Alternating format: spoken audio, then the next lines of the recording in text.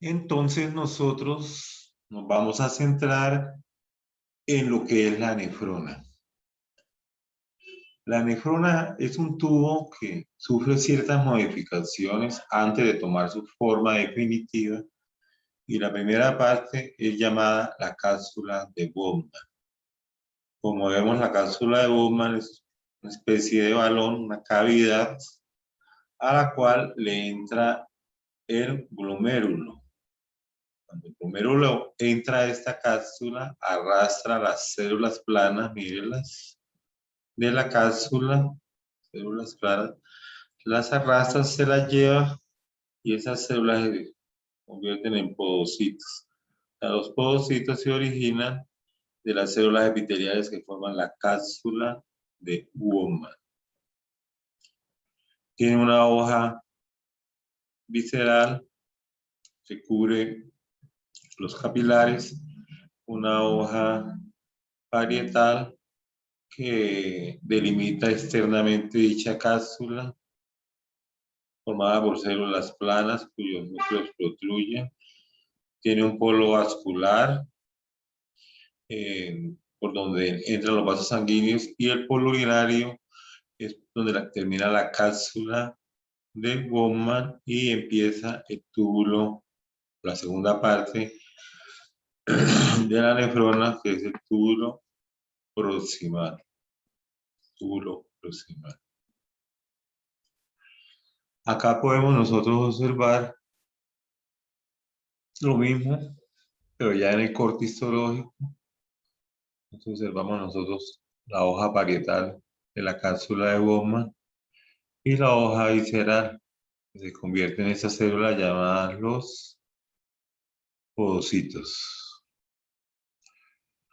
Aquí vemos los capilares glomerulares y vemos la membrana de filtración. Este capilar, cuando se filtra lo que hay dentro de él, cae a este espacio que se llama el espacio de Bowman. Espacio de Bowman igual acá el espacio de Bowman.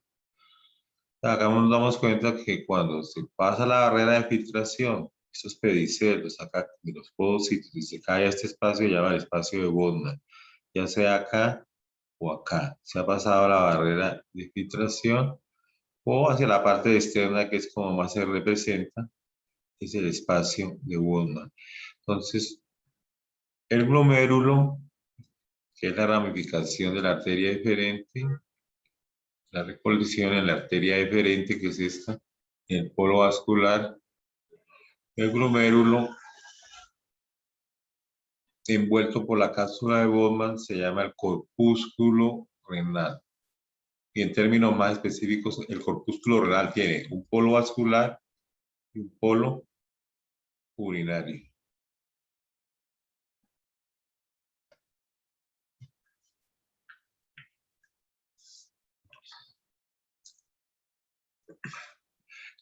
Como nosotros estamos encargados, queremos ver en esta parte lo que es la nefrona, pues podemos nosotros observar que ese polo vascular estaría pegado y ahí pues no se ve el espacio de Bowman, pero hacia la parte contraria encontramos el polo urinario. El polo urinario va a presentar entonces el epitelio cúbico con borde en cepillo, el túbulo proximal.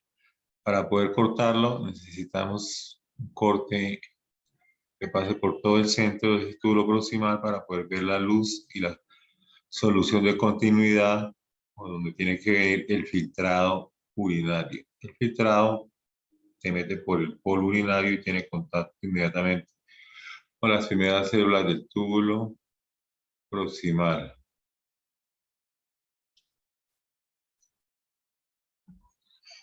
En esta muestra nos evidencian a nosotros, nos recuerdan, ¿no? Que hay unos corpúsculos que están en la parte superior, acá estaría la cápsula de Bowman, y hay unos corpúsculos que están más hacia la parte inferior. Se llaman los corpúsculos justamedulares y se llaman los corticales. Hay algunas diferencias y nosotros vemos en ellos. Vamos con el túbulo proximal, entonces vemos que el túbulo proximal tiene una parte contorneada en la corteza y una parte recta que nace en la corteza y se alcanza a meter algo en la médula. Esta línea que vemos aquí es la línea córtico-medular. Donde está la base de las pirámides. Ese túbulo proximal, pues, en estas neuronas corticales, mire cómo se presenta una asa de Henle muy pequeña, de 1 o 2 centímetros. Y el túbulo distal, pues, también es algo atípico. De todas maneras, el asa de Henle, delgada, y la parte recta del túbulo distal y parte del próxima se encuentran en la médula, porque se encuentran debajo de esta línea, que es la línea córtico-medular. Nosotros observamos como la porción así, ¿no? Recta del túbulo distal, viene acá y toca la arteria aferente donde forma el aparato yuxtaglomerular y desemboca finalmente en un túbulo colector. Estos túbulos colectores se llaman rayos medulares cuando están en la corteza, túbulos colectores medulares cuando están en la parte alta de la médula y túbulos colectores papilares cuando van a desembocar en la punta de la papila, el área cribosa hacia el cáliz menor. Nosotros podemos mirar aquí una neurona justamedular y esta neurona, perdón, esta nefrona justamedular. Observen ustedes por dentro del glomérulo la ramificación de los capilares. La cápsula de bomba toma el contenido y empieza el túbulo proximal en el polo urinario. El túbulo proximal se contornea en la corteza, esa es la parte contorneada. Luego se acerca a la médula, viene la parte recta y esta parte recta entra a la médula. O sea, la parte recta se puede decir que empieza en la parte baja de la corteza y entra a la médula. Después aparece un tubo muy delgado que se llama el asa de Henle delgada, que tiene una porción descendente, el asa propiamente dicha y una porción ascendente. En este sitio, mucho más abajo, nace el túbulo distal, la corteza, entonces lo estamos viendo acá, acá nace el túbulo distal, la porción recta. El túbulo distal entra a la corteza, pasando esta línea córtico-medular, se contornea, aquí pues no se ve que se contornee, pero es más, no está recto, llega al polo vascular y forma el aparato yuxtaglomerular y finalmente drena el túbulo colector. El túbulo distal es la terminación de la nefrona. El túbulo colector no pertenece a la nefrona.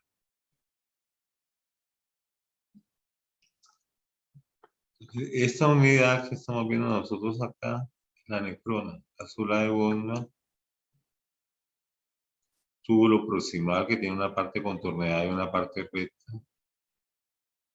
asa de Henle, delgada, parte recta del túbulo distal que se conoce como parte gruesa del asa de Henle, y finalmente el túbulo distal desemboca en el túbulo colector. Quería traerles a ustedes a colación esta nefrona, que ustedes la conozcan bien desde el punto de vista estructural para comprender la fisiología. Entonces, podemos verla en toda su magnitud, pero sobre todo con una división que se está haciendo y es la división de la corteza y de la médula. Entonces, tenemos aquí la línea córtico-medular. Todo lo que quede aquí hacia arriba es la corteza.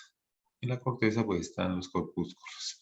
Y aquí están representados también algunos de esos corpúsculos.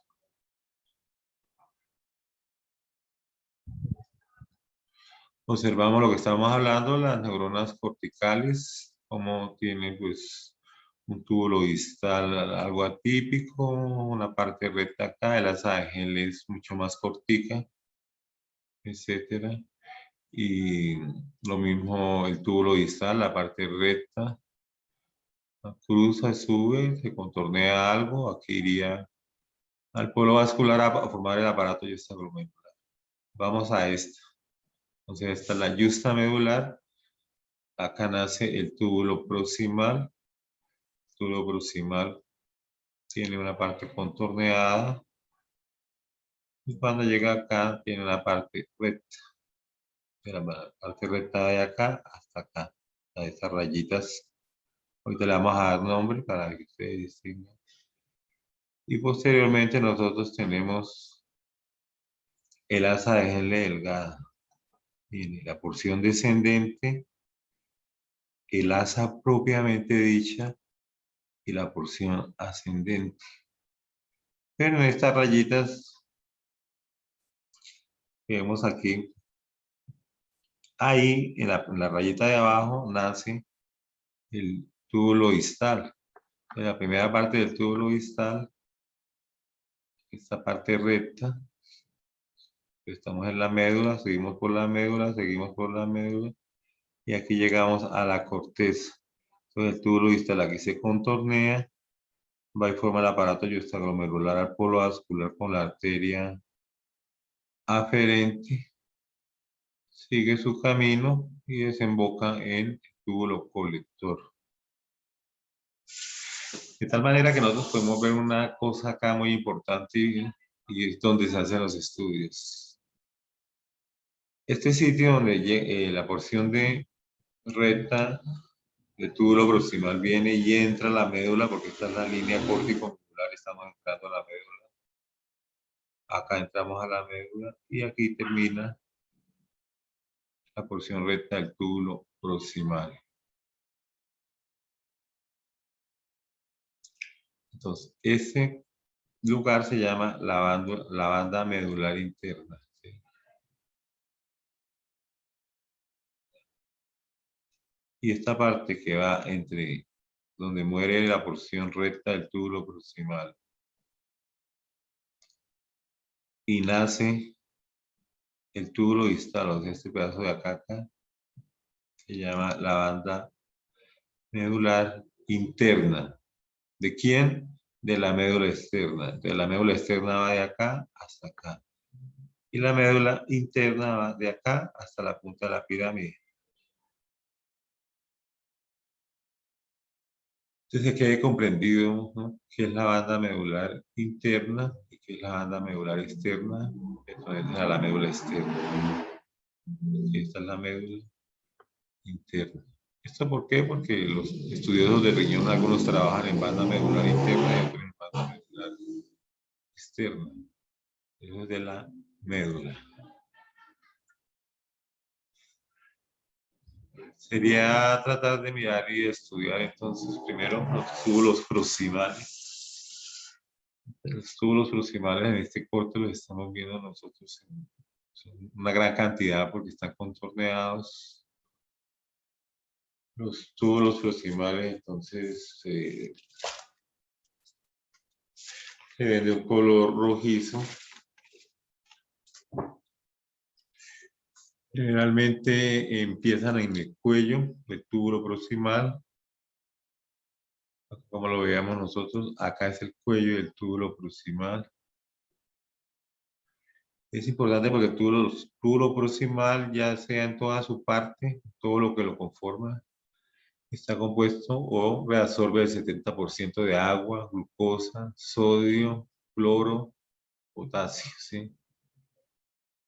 Entonces, el túbulo proximal, en pocas palabras, podemos decir que va a recibir el filtrado de estos capilares glomerulares que han atravesado la barrera de filtración, las prolongaciones y los ultradiafragmas de los ovocitos se han filtrado. Entonces, todo lo que se filtra va al espacio de Bowman y va a llegar entonces por el polo urinario al túbulo proximal. Ese filtrado se le da nombre de orina primaria. El túbulo proximal está formado por un epitelio cúbico, como lo vemos en esta fotografía. No se delimitan bien sus partes de las células cúbicas que deberían estar por acá.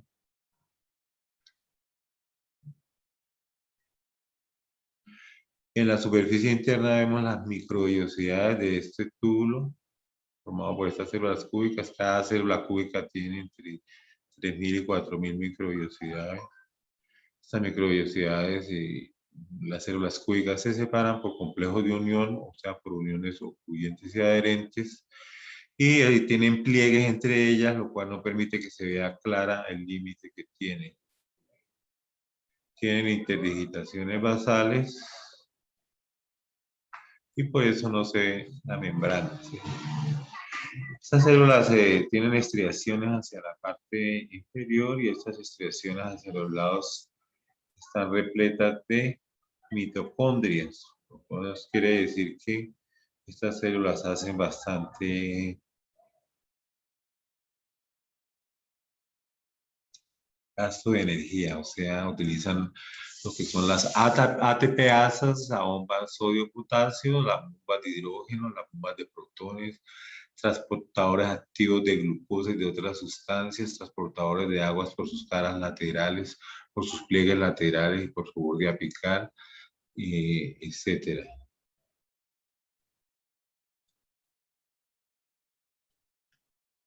Podemos decir también entonces que últimamente se ha descubierto que estas células tienen un cilio y que este cilio, que ya se conoce como cilio primario, va a la superficie y tiene funciones de supervisar el ultrafiltrado.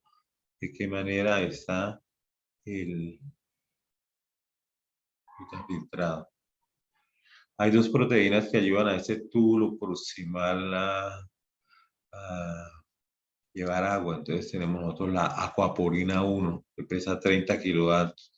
Se ha detectado y se ha descrito por inmunohistoquímica. Entonces esta aquaporina 1 es ahorradora de energía en el sentido de que es una molécula especializada en el transporte de agua. Y pues las bombas sodio y potasio. Nosotros vemos acá una serie de funciones que se van a cumplir por esas células cúbicas del túbulo proximal.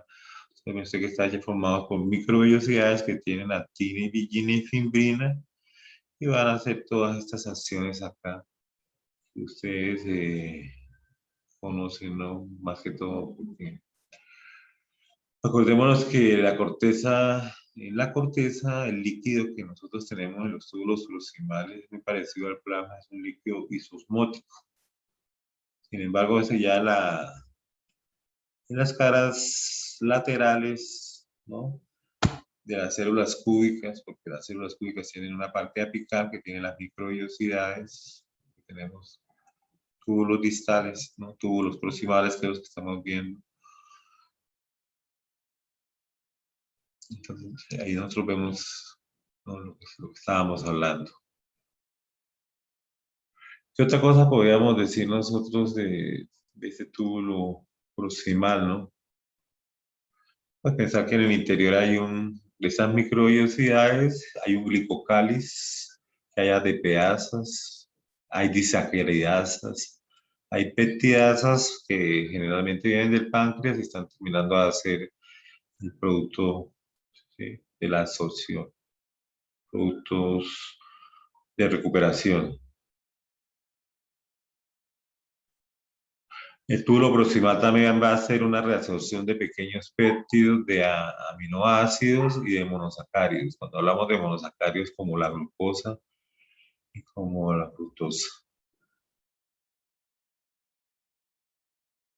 El túbulo proximal ingiere o también tienen que ver con el pH. Es un sitio de bastante control de pH.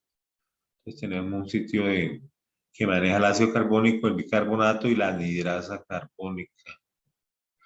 Las células también presentan caveolas, o sea, son microvellosidades invertidas, quiere decir que en vez de salen las microvellosidades a absorber hacia arriba, hay huecos, huequitos, ¿sí? como vaginas, imaginaciones, y por ahí también se mete el filtrado y también es absorbido. Eso se llama caveolas, ¿sí? Caveolas. Acuérdense que por estas partes del túbulo proximal el agua y algunos elementos entran por las uniones ocluyentes por las bandas laterales de las células directamente. Otros utilizan las bombas, intercambio de sodio por hidrógeno, etc. Entonces, esto ustedes lo deben tener muy claro desde el punto de vista de la fisiología.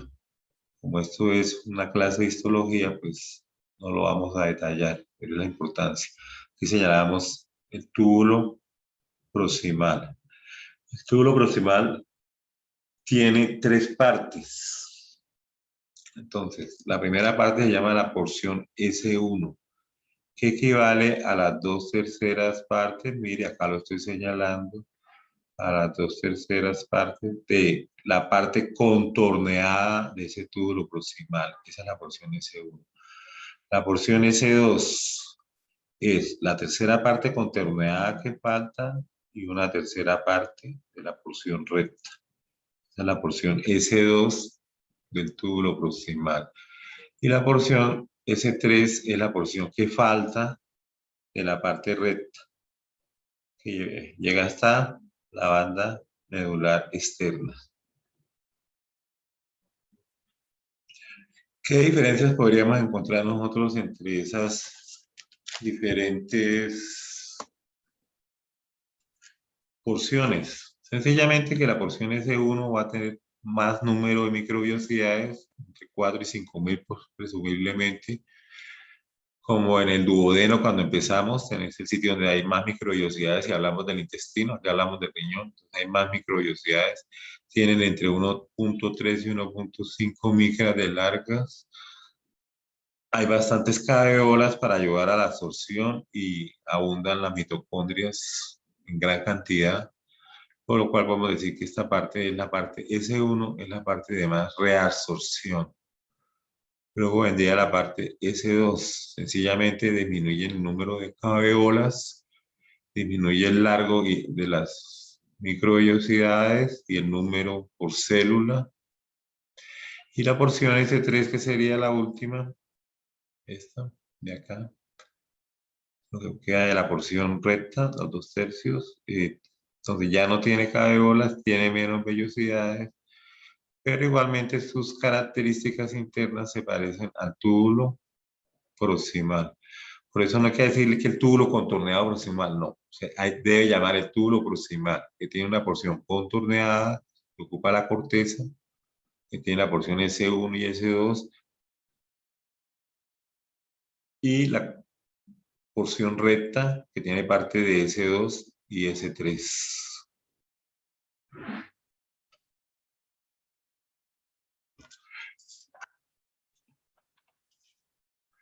Podemos nosotros mirar entonces nuevamente esta figura para que ustedes vayan detallando. Siempre se hace en el doble, entonces acá podemos verlo mejor como el túbulo contorneado, dado este montón de vueltas. Luego tiene una porción recta y una porción recta que entra a la médula.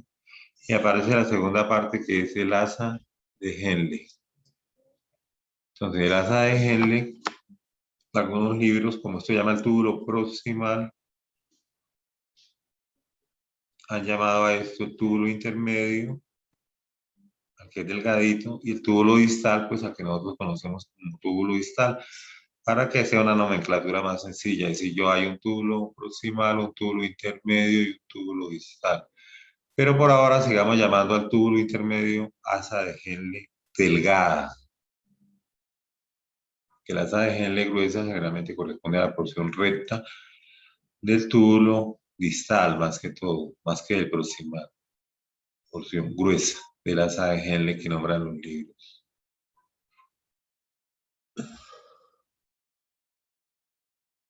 El asa de Henle tiene una porción descendente, el asa propiamente dicha y una porción ascendente. Si es de estas neuronas corticales, pues tiene una porción también descendente, más pequeña, y la porción ascendente posiblemente, o puede ser una porción muy pequeñita que se vería en otros libros, pero ya es atípica. Siempre la nefrona que nosotros utilizamos para estudiar todas las funciones del riñón es la nefrona justa medular, que sería este. Entonces nosotros podemos ver cómo el asa de Henle tiene ciertas características. Y esas características, ¿no? Serían por lo menos decir que tiene un diámetro entre 15 y 20 micras, que puede medir más o menos entre unos 9 o 10 milímetros de largo, y tomamos toda esta distancia de acá hacia acá, que está hecha por un epitelio plano simple, y que ese epitelio tiene 4 tipos de células según el lugar donde se encuentre.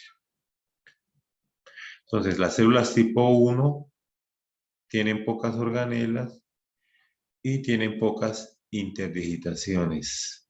Las células tipo 2 tienen abundantes organelas con asas de Henle largas, ¿sí? Las tipo 3 no tienen interdigitaciones laterales, tienen ramas descendentes, son de las justaglomerulares. El epitelio plano de estas, el epitelio plano simple, y presentan menos microvellosidades. Las tipo 4 no presentan microvellosidades y tienen la porción del asa y la porción ascendente. La porción ascendente, la vemos por acá, es porción descendente que es impermeable al agua. La porción descendente que es permeable al agua. Y la porción ascendente que es impermeable al agua, pero que puede ser permeable a otros. Observamos la asa de Henle delgada formada por el epitelio plano simple. Estamos mostrando esta parte de acá. La parte descendente hasta acá es permeable al agua. Esto nos permite que la parte de la médula sea súper concentrada, o sea hiperosmótica, ¿sí? Diferente a la superficie que es iso, es igual, ¿sí? Es osmolar.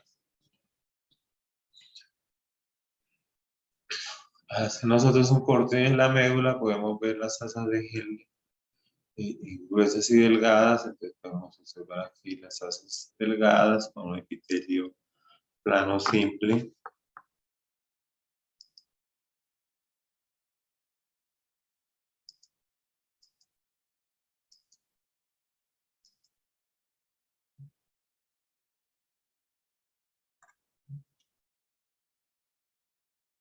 Y las asas de Henle gruesas, estamos observando acá, un epitelio cúbico bajo, asas de Henle delgadas y asas de Henle gruesas.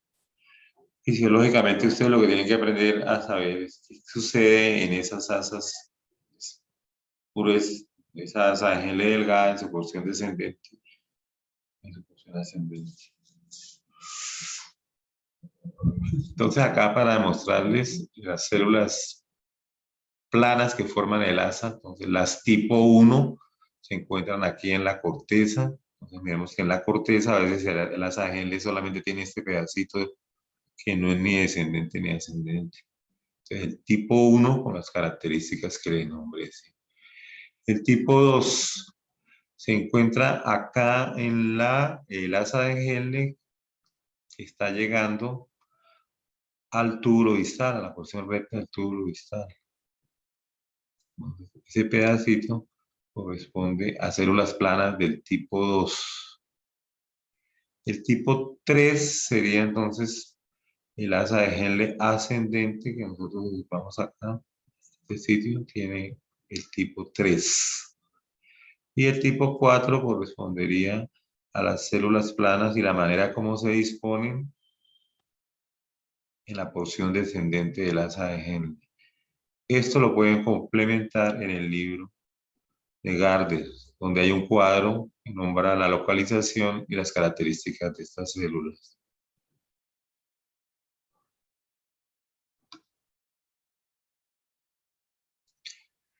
Nosotros podemos continuar entonces nuestro viaje por esta nefrona.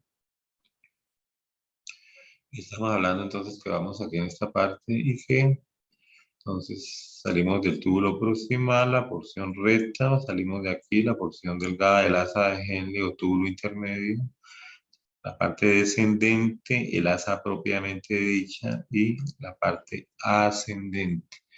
En este punto, por donde pasa la línea medular externa, en la parte externa, interna, perdón, línea medular interna, nace la porción recta del túbulo distal. El túbulo distal es un túbulo formado por un epitelio cúbico simple. Y este epitelio ya no tiene interdigitaciones entre sus bordes laterales, por los cuales se le va a ver más sus características. Recordemos aquí algo, entonces, fenómenos que suceden en el túbulo proximal, en las células, mírenlos, analícenlos, ¿cierto? Aquí tenemos entonces en la porción ascendente de asa de Henle, perdón, la parte gruesa ascendente de este túbulo proximal, entonces sucede todo esto que vemos nosotros acá, está demarcado, porción ascendente del túbulo distal, esta parte. Entonces, tienen que descifrar qué es esto, esto y esto, que lo ven en fisiología. Hagamos un corte en el túbulo colector. Entonces, en el túbulo colector tiene que pasar esto y esto. Todo lo que viene con hormona antidiurética, con acuaporinas, con transporte de sodio, potasio, hidrógeno, todo esto. Vamos a hacer un corte aquí en el túbulo distal. En el túbulo distal observamos nosotros los canales de calcio, las ATPasas, las bombas que cambian sodio por cloro, todo lo que estamos viendo acá. Entonces, por favor, repasan la fisiología. Yo soy especialista solamente en histología, pero me parece importante esta gráfica para que ustedes repasen las diferentes partes. Estamos en el túbulo distal. Entonces, en el túbulo distal empieza en este sitio, es un epitelio cúbico y están sucediendo estos fenómenos que estamos viendo acá. Eso está en Gardner, entonces nos demuestra a nosotros los diferentes cortes en el túbulo proximal, epitelio cúbico con borde en cepillo, ¿sí? En el asa de Henle, entonces nos recuerda acá el asa de Henle, epitelio plano simple, el túbulo colector, epitelio cúbico simple o cilíndrico simple.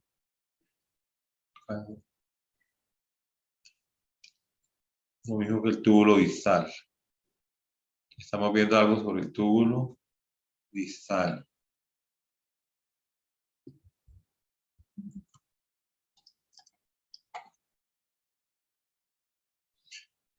Si observamos nosotros, el túbulo distal estaría naciendo en este sitio, tiene una parte recta, tiene una parte contorneada. Ten en cuenta cómo este dibujo está mal hecho porque el túbulo distal en algún momento tiene que tocar el polo vascular para formar el aparato justaglomerular. Entonces, todos los dibujos no tienen la misma concesión para hacer que el túbulo distal viene acá a estimular las células que se han convertido, las células musculares lisas de la arteria aferente que se han convertido en células justaglomerulares, a estimularlas. Estas células justaglomerulares producen renina. Es uno de los elementos, porque el riñón produce renina, produce eritropoyetina, que se produce en el intersticio cortical y en las células endoteliales de los capilares peritubulares, lo que tiene que ver con la activación de la vitamina D3, el calcitrol, que se conoce con este nombre. Ya que el túbulo proximal como que sigue su camino y va a caer al túbulo colector. En una imagen que nosotros tengamos de la médula, nosotros podemos ver entonces estas estructuras más grandes que se conocen como los túbulos colectores. Vemos acá grandes de estos túbulos colectores corticales. Vemos estas estructuras de epitelio cúbico bajo, más pequeño, formadas por 3, 4 células. Son la porción gruesa del asa de Henle. Porción gruesa del asa de Henle. Pero también vemos estas estructuras muy delgaditas, cuyas células protruyen hacia la luz, como lo vemos acá. Entonces, esa es la porción delgada del asa de Henle.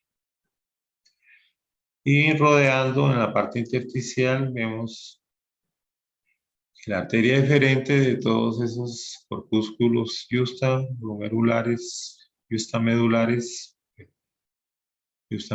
que se llaman.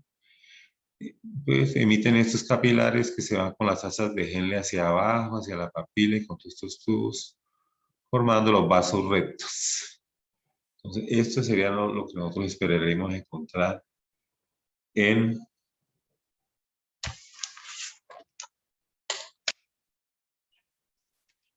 los vasos rectos.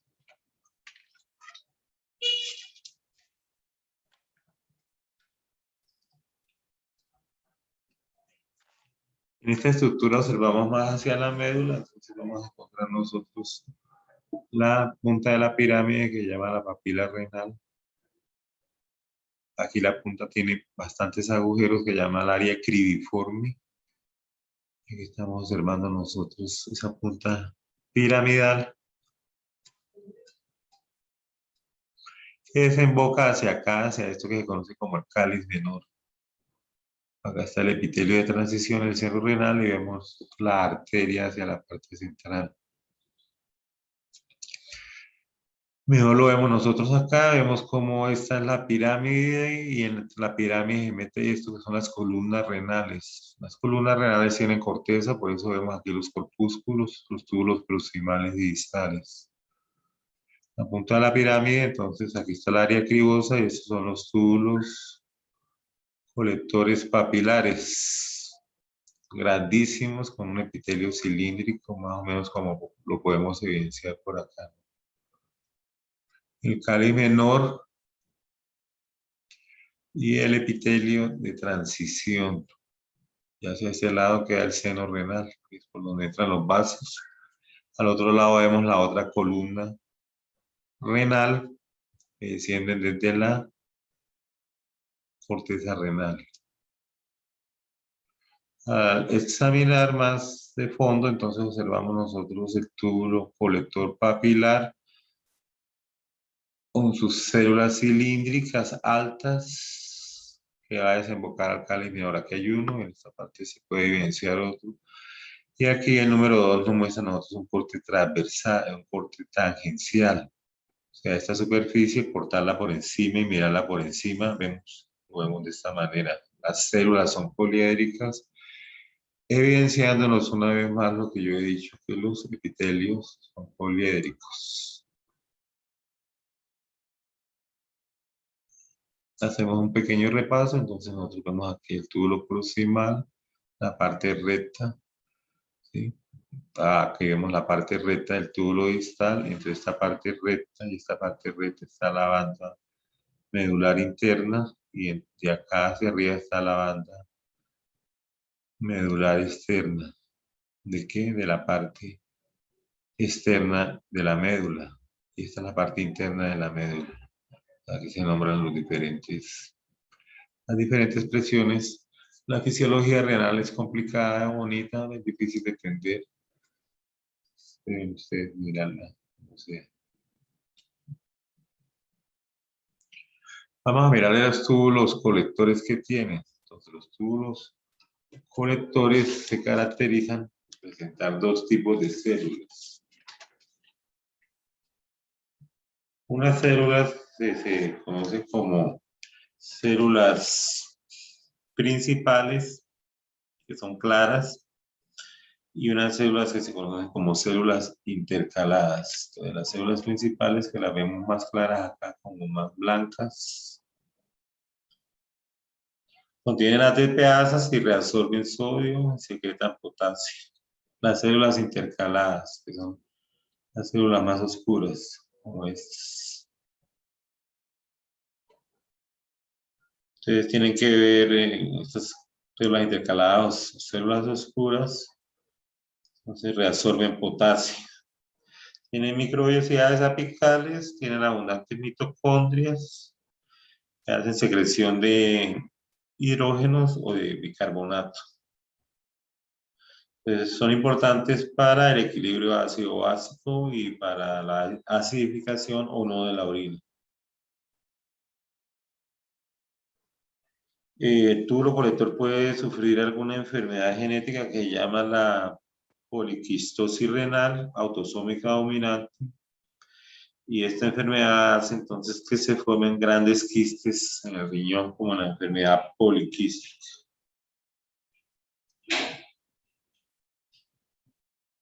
También en el túbulo colector va a actuar la hormona antidiurética. Y la hormona antidiurética nos va a sacar a nosotros agua de estos colectores papilares. Aproximadamente, si no fuera por la hormona antidiurética, saldrían 10 litros hacia la vejiga. Pero la hormona antidiurética, por medio de sus acuaporinas, la acuaporina 4, que es la que más funciona acá, las acuaporinas hacen que, porque la acuaporina 1 es en el túbulo proximal, estas acuaporinas facilitan y hay un ahorro de energía para que el agua pase hacia los capilares peritubulares que hay y reabsorben, devuelven al cuerpo estos productos. De esta manera devuelven al cuerpo 8.5 litros de agua por la hormona antidiurética y se pierde 1.5 a 2 litros por la orina.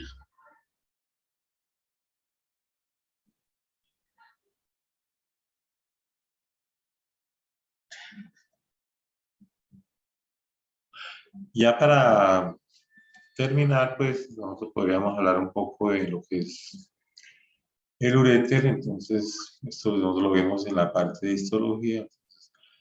Quiero recalcar yo que estas montañas se llaman pliegues ureterales. Todo esto es una estructura, se llama pliegue ureteral. Aquí vemos otro pliegue ureteral. ¿De qué está hecho? Entonces está hecho de esto, de epitelio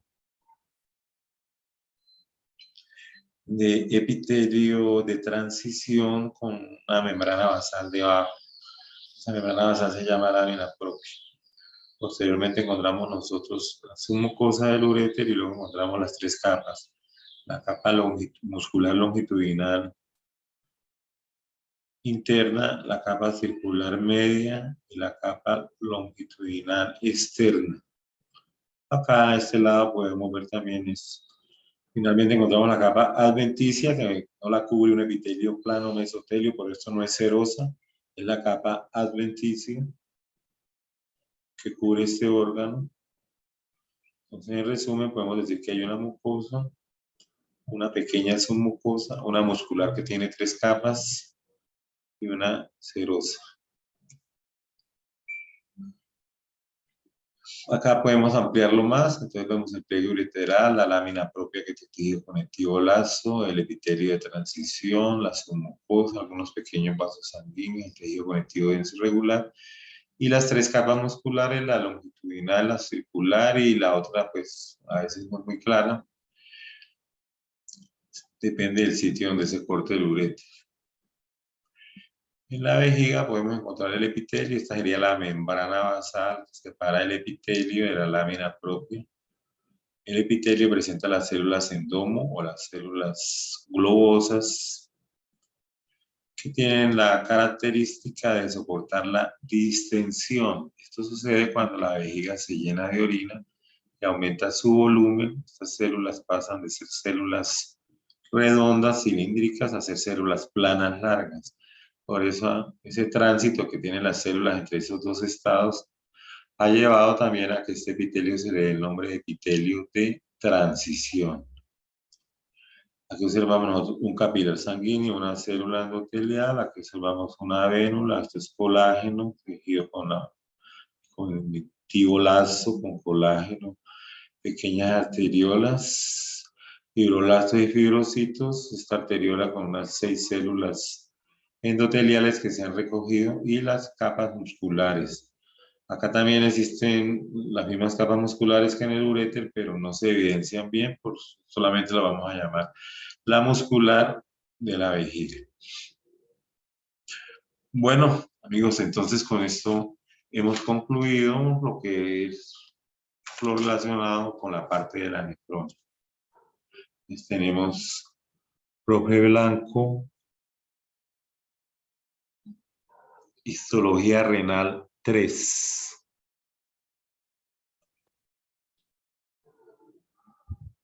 en YouTube.